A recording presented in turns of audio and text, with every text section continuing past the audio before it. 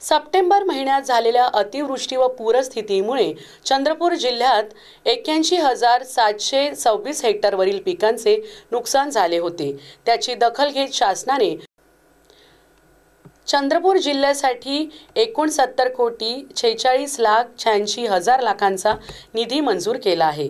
पात्र ठरलेल्या 93,895 शेतकऱ्यांच्या बँक खात्यात डीबीटी पोर्टलद्वारे ही रक्कम जमा करण्यात येणार आहे।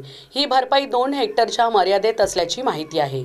चंद्रपूर जिल्ह्यात सप्टेंबर महिन्यात झालेल्या अतिवृष्टीमुळे खरीप पिके उद्ध्वस्त झाली। वैनगंगा, वर्धा व अन्य नदीकाठांवरील शेतजमिनी पिकांसह खरडून गेली। त्यातच पिकांवर विविध रोगांचा प्रादुर्भाव झाल्याने पिकांचे मोठ्या प्रमाणात नुकसान झाले। यासाठी शासनाने 69,46,86,00,000 रुपये मंजूर केले आहेत।